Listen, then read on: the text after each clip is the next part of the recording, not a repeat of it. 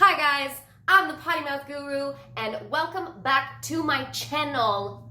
Cue music. Potty, she talking naughty. Here to help your trouble, she don't judge nobody. Even if you're not at your top and it's a lie, she try to make you see a different train of thought.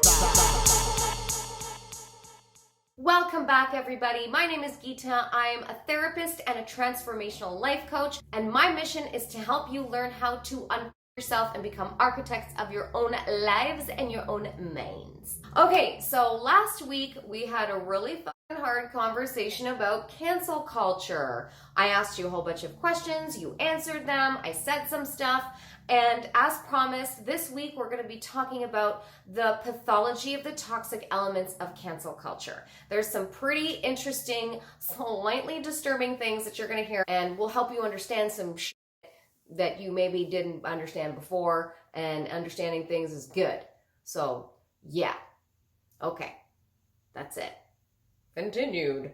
What are some emotional motivations for canceling? So there is an emotional payout for every single thing that we do, whether it's good, whether it's bad, whether it's good for us or good for people, or bad for us, bad for people. There is an emotional payout, or else we wouldn't do it.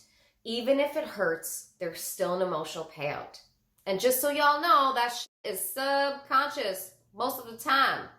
I will give you a personal example to help demonstrate this subconscious payout situation.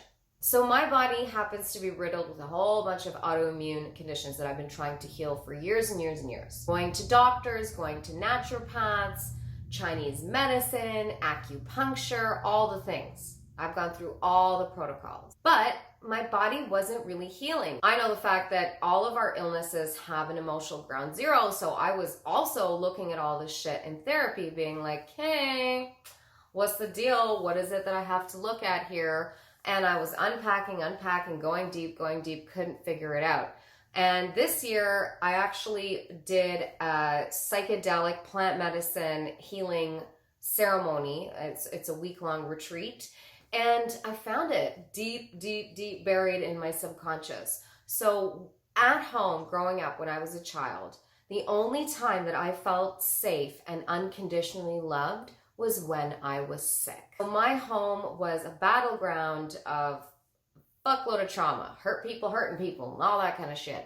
And everything was nuts all the time. I was a punching bag for all of this stuff, but when I was sick, then, my mom would say, hey man, don't yell at her or leave her alone, or, go get her favorite foods, and they'd read to me and they'd do all these things that made me feel really safe and really loved. And that was one of the only times in my childhood that I felt that way. So my adapted self started to associate being sick with being worthy of love. And so nowhere in my consciousness was I wearing that. Like, that wasn't a thing that was accessible even to me to find in the guided visualizations that my therapist would take me through. But I realized that my payout for staying sick was that's how I thought I'd be loved. And so once I did the work to release that belief, which is a fucking lie, then all of a sudden my body started to take to all of the treatment, and all of a sudden I started to heal really fast, and things started to go away. And because I found out these emotional things that were the driving forces behind these illnesses. So payout, people, there's always a payout for everything that we do. So sometimes the people that are highly active in cancel culture are gaining something very personal from being active that way that they may not be aware of. So what are some of the emotional motivations of injecting oneself into cancel culture? Sometimes it's a dumping ground for people who don't know how to deal with their negative emotions, whether it's anger or sadness or depression. They don't know how to deal with their feelings. They're all built up. They don't have a way to express them, so they fucking take it out on everybody else on fucking line. Another one is virtue signaling. Yeah. So virtue signaling, in case you're not sure exactly what it means, it's ultimately just an outward attempt to show other people that you're a good person. And it's taking a moral high ground to feel better about yourself. So it's people that are adopting ideas or postures to garner praise and sympathy from others. Another reason is to entrench oneself into the victim mentality, and this is also done totally subconsciously. So before I continue with this explanation, I want to say that there are a lot of people out there that have experienced real trauma. I am not dismissing people who have gone through trauma. Your trauma is real. The effects of your trauma are real. Having experienced trauma ends up undermining us about our assumptions about the world, about it being safe and a just place and reasonable. Victims of trauma, we need validation for the shit that we went through. And it's 100% normal for victims of trauma to want the perpetrator to have accountability, to take responsibility for what they've done, to face consequences for it, for whatever wrongdoing they might have done. I'm specifically talking about folks with unhealed trauma that personalize the things that are going around them and deem them as bad, and further feeding their victimization and lashing out rather than looking at their own trauma and doing the work and healing that needs to be done. Here's another big motivator.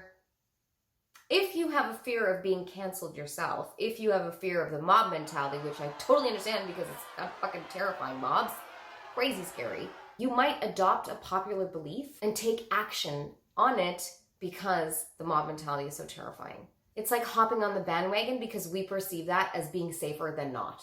And in order for us to feel accepted by our peer groups, we need to adopt the same thoughts and attitudes, think, do, and say the same shit in order to feel like we're part of a group and be validated by that group. It's just how we operate.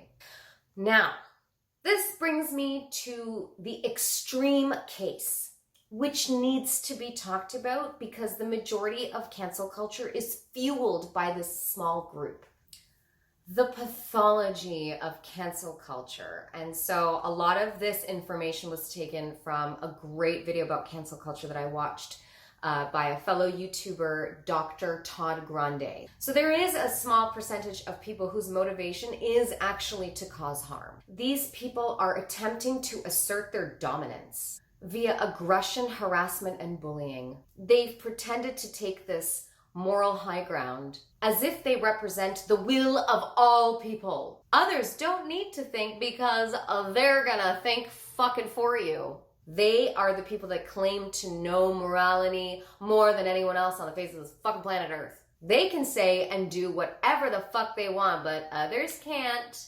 Their stance is that two wrongs actually make a right. What? That doesn't make any sense. And it's totally okay and justified for them to do bad shit to combat their beliefs because they have the moral justification to do so. The evidence that we have about this group of people is that essentially they're a group of trolls that are acting in tandem with this sort of collective sadism that's fueled by vulnerable narcissism, which is insecurity and shame as a base, and it merges with the grandiose characteristic of dominance by trying to increase their position by decreasing other people's positions. And they don't actually identify as people in the cancel culture, but rather warriors of moral greatness. So what we're seeing sort of in a little box is we're seeing traits of antisocial, narcissistic, and sadistic characteristics. They don't often feel that they fit into society, therefore are interested in causing shit within the structure that they feel rejected from. They have a desperate need to belong to a group, and they don't give a fuck if that group has antisocial values. It's better to be part of a bad group than to face isolation altogether. And they can move up to the top based on their aggressive, shitty behavior, so their antisocial behaviors are rewarded. Like, ew. The personality profile includes things like super rigid thinking with a low level of openness. They don't really seem to have interest in learning and growing. They're antagonistic, they're neurotic, they're emotionally reactive, they have issues with impulse control, they're extroverted, they're not really altruistic, they have issues with anger, depression, anyways, etc. And what they've actually found age-wise is that it seems to be heavily leaning towards teens and early 20s and some people who are older. And so the anecdotal information that they have about these folks is that there are people that sit there for like 5-6 hours a day, that they spend their entire day going from website to website and talking smack on people's pages and websites and putting in complaints and doing all that kind of stuff. Like, imagine what it's like to live that way. I can't imagine the pain that's inside of a person that feels the need to do that kind of shit. And you know, for me, and I encourage this for everyone else, that anger isn't doing a body any good. So, like, I have empathy for people like that. I am not okay with their behavior. I'm not excusing their behavior. I also have empathy for it. Because there's some really, like, they're fucking sad. They're fucked up. They got shit, they got trauma, whatever they got going on. So that's sort of the extreme version. And the thing is that it's the extreme version that's driving this culture. Because to begin with, that's not how things started. This is not what cancel culture is meant to be. The people that are looking for real accountability, that are teaching people how to do it, and who understand that there needs to be growth, and the fact that growth takes time and all that good shit. They're out there. I know you're out there, and thank you for doing the work that you do. So some final thoughts and reflecting on this particular video. Like, if you're going out of your way to fuck up somebody's life, who is that actually helping? That's a fucking problem. What social difference are you actually making? Cancel culture as it stands now, like the loudest parts of cancel culture, is not social justice. Canceling people for shit they did a million years ago, or even not that long ago, and they haven't done anything like that since, lacks self-awareness. Acting like we've never done or said anything that's racist or homophobic or sexist isn't really being honest with ourselves, is it? Especially if we grow up in an environment, say, that's like really religious, and where anything LGBTQ related is considered a sin, and as if we've never said anything. Like, if you grew up in the 80s or the 90s, as if you've never done or said anything that's fucking inappropriate. Because at the end of the day, if you're gonna hold other people accountable, you best be holding yourself fucking accountable. We forget how easy it is to become the thing that we fucking hate the most. It's easier to condemn people than it is ideas. Because if we condemn ideas, we'd be forced to look at ourselves and our own behaviors and how those behaviors and thoughts support and defend the structures that we're actually trying to tear motherfucking down. We also have to remember that people can change their minds. People can grow. I've changed my mind. I've grown. I have people in my life that they've changed their minds, that they've grown, they've made mistakes, they've atoned for their mistakes. These things are fucking possible. Real awareness and wisdom is understanding how much we actually don't know. And we don't know what we don't know. We all do the best that we can with the knowledge that we have. And the knowledge that we have is filtered through our lens, which is based on our experiences. So something that makes sense for you might not make sense for someone else. Something that's offensive to one person isn't offensive to another. And if we really want to make a difference in this world, if we really want shit to be better, we have to talk about hard things, work through it whilst disagreeing with it. It's okay to disagree. Somewhere along the lines, there's like a huge misconception was formed that disagreeing is harmful. It's not harmful. It's normal. As things stand now with cancel culture, it's not fucking woke, guys. It's bullying. Along with the canceling that actually does need to happen outside of anything to do with cancel anything, we have to learn to take responsibility for our own triggers. So if we're looking for those people that we believe did something or said something wrong, we want them to take responsibility. We also have to take responsibility for our triggers. It is disempowering to us to be completely reliant on external sources making it okay for us to be okay. That people have to walk on fucking eggshells in order for us to feel okay and not feel triggered. So next week, I'm going to continue this conversation. And it's not just going to be like, blah, cancel culture, all the things. I'm going to be talking about what to do about cancel culture, how to heal from cancel culture, like the toxic elements of cancel culture. So what to do if you're being canceled, how to handle that situation, how to make things right, how to deal with the emotional turmoil that comes with being canceled. Also, what to do if you're canceling all the time.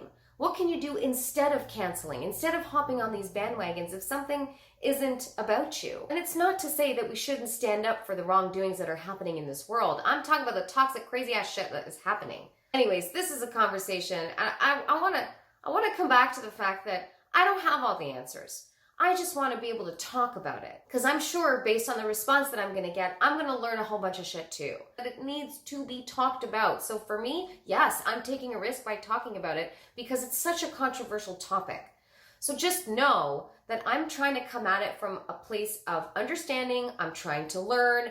I'm trying to sift through the complexities of it. And I'm getting okay with being uncomfortable with the uncomfortable parts of this conversation.